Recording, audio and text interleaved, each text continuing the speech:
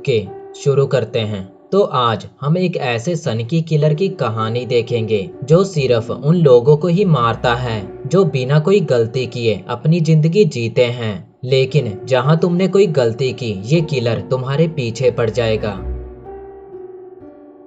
कहानी की शुरुआत में एक लड़का सड़क की जगह खेतों में साइकिल लिए भाग रहा होता है। जाहिर सी बात है, वो किसी से डरकर भाग रहा था। पास में ही रोड थी जहां एक व्हाइट वैन आकर रुकी और उसमें से एक आदमी बाहर निकला। उस आदमी को देखकर अब वो लड़का वहां से और भी तेजी से भागने लगा। कुछ दूर आगे जाने पर वो रोड पर आया और अपनी साइकिल पर बैठकर वहां से भागने लगा। लेकिन वो आदमी पहले ही उसके सामने अपनी वैन लिए खड़ा था और जैसे ही उसे वो लड़का दिखाई दिया, उसने अपनी वैन से उसे उड़ा दिया। फिर उसने अपनी वैन को साइड में लगाया। उसमें से उसने प्रोटेक्टिव कपड़े और मास्क निकालकर पहना और अब वो एक सिलेंडर को निकालता है जिसमें जहरीली गैस है। वो सिलेंडर को पंप करने लगता है और ये सब वो रोड के बीचों बीच खड़ा कर रहा था। यानी कि इस आदमी को किसी का भी डर नहीं। उधर वो लड़का गिरते पड़ते नीचे पानी में पहुंच चुका था। वहां एक कार आती है, लेकिन उस लड़के की आवाज उस कार वाले तक नहीं पहुंचती।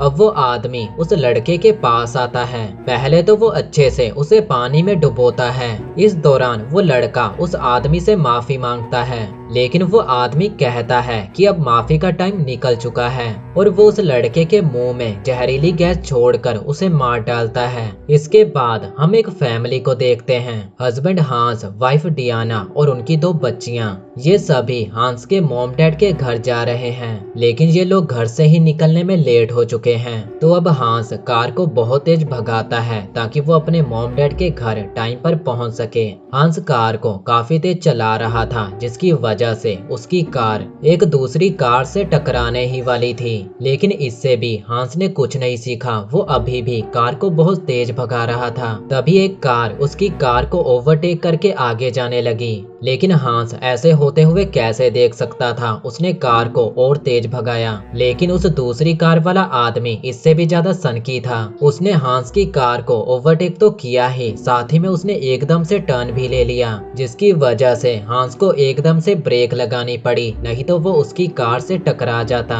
अभी भी वो अपनी कार की स्पीड को जरा से भी कम नहीं करता। स्पीड उसकी तब कम होती है जब उसके सामने एक वैन आ जाती है। वो वैन काफी स्लो चल रही थी और उसके साथ ही में ट्रक चल रहे थे, तो आगे जाने का रास्ता ब्लॉक हो चुका था। अब हांस लगातार हॉर्न बजाए जा रहा था और उसने अपनी कार को वैन के एकदम पास लगा रखा था, जिससे हुआ कुछ ऐसा, जब वैन के ड्राइवर ने ब्रेक मारी तो हांस को भी एकदम से ब्रेक मारनी पड़ी, नहीं तो वो उस वैन से टकरा जाता। और हांस के पीछे जो गाड़ियां चल रही थी उनके साथ भी ऐसा ही हुआ। अभी अभी एक बहुत बड़ा एक्सीडेंट होते होते बचा। काफी देर इंतजार करने के बाद पास वाले ट्रक आगे निकलने लगे, तो हांस भी अपनी कार को उस वैन से आगे निकालने लगा। और जब वो अपनी कार को उस वैन से आगे निकाल रहा था, तो हम देखते हैं कि ये वही वैन और वही किलर है जिसे हमने मूवी की स्टार्टिंग में देखा था। और हांस आगे निकलते हुए उस आदमी को चिढ़ाता भी है, और यही तो उसे नहीं करना था। आगे जाकर उन लोगों ने देखा कि रोड की स्पीड लिमिट 100 है, यानी कि वो ड्राइवर तो बस रूल्स फॉलो कर रहा था। आगे जाकर ये लोग एक गैस स्टेशन पर रुके, जहां पर वो वैन भी आकर रुक गई। वो किलर हांस की फैमिली से आकर बात करने लगा और ये हांस को बिल्कुल भी पसंद नहीं आया। वो किलर हांस को माफी मांगने के लिए कहता है, क्योंकि वो कार को काफी तेज भगा रहा था। लेकिन हांस उसे कहता है कि भाड़ में जा, और अपनी फैमिली को लेकर वहां से निकल जाता है। और जो इस किलर से माफी नहीं मांगता उसका क्या हाल होता है वो हमने मूवी की स्टार्टिंग में देखा ही था। अब ये लोग आगे बढ़ रहे थे और कुछ दूर जाने पर हांस देखता है कि वो वैन इनका पीछा कर रही है। जिधर जिधर हांस अपनी कार को टर्न कर रहा था, वो वैन भी इनके पीछे पीछे आ रही थी। अब हांस को ये बर्दाश्त नहीं हो रहा था, तो वो अपनी कार को एक जगह पर रोकता है, तो वो किलर भी अपनी वैन को रोक लेता है। हांस उससे बात करने जाता है और उसको कहता है कि तुझे क्या चाहिए, तो वो किलर कहता है कि माफी मांग और चुपचाप चला जा।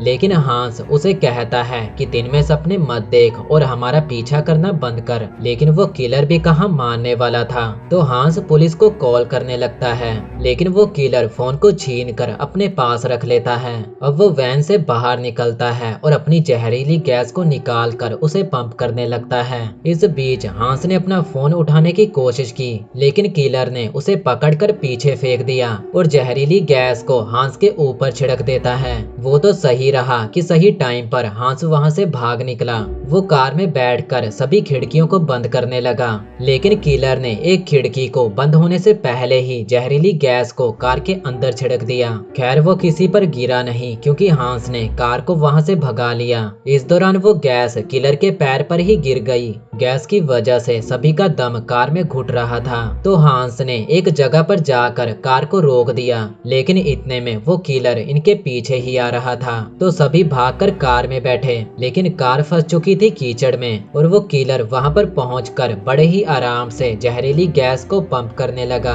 हांस कार से बाहर निकला और कार को धक्का लगाने लगा, तो कार कीचड़ से बाहर निकली। किलर ने गैस फेंकी तो पर वो कार के ऊपर ही रह गई। अब कार चला रही थी डायना, और वो कार को कैसे चला रही है ये आप देख ही सकते हो। ऐसे ही वो सबको उड़ाते हुए पुलिस स्टेशन पहुंची। इधर किलर हांस के फोन से उसकी मॉम के घर का एड्रेस निकाल लेता है। इधर इन्होंने पुलिस को सब बताया कि इनके साथ क्या क्या हुआ, तो पुलिस उस किलर को ढूंढने में लग जाती है।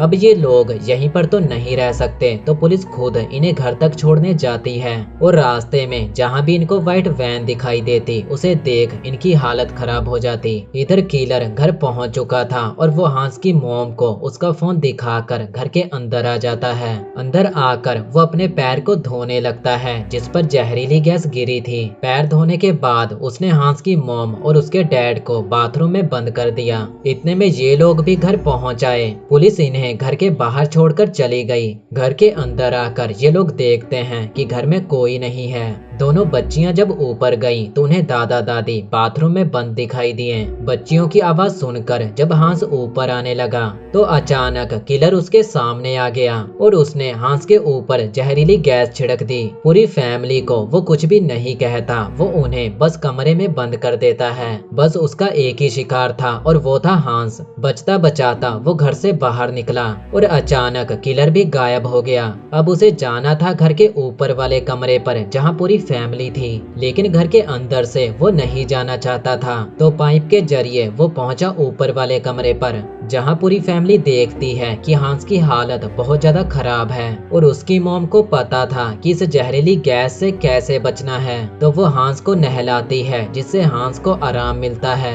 कुछ देर में पुलिस भी वहां पहुंच जाती है। पुलिस के होते हुए भी वो किलर बड़े ही आराम से दोनों बच्चियों के पास आता है और उन्हें कहता है कि इसमें तुम्हारी कोई गलती नहीं, ये सब तुम्हारे मॉम डैड की गलती है, और इतना कहकर वो वहां से चला जाता है। अब कुछ दिनों बाद हांस अपनी बच्चियों को स्कूल छोड़ने जाता है। स्कूल जाते समय दोनों बच्चियां ट्रैफिक सिग्नल को तोड़ देती हैं और ये सब उन्होंने अपने डैड से ही तो सीखा है। अब हांस घर वापस आ रहा था, तभी उसके पीछे एक वैन आती है और वो वैन हांस को कुचल देती है। और यहीं पर हमारी आज की कहानी खत्म हो गई।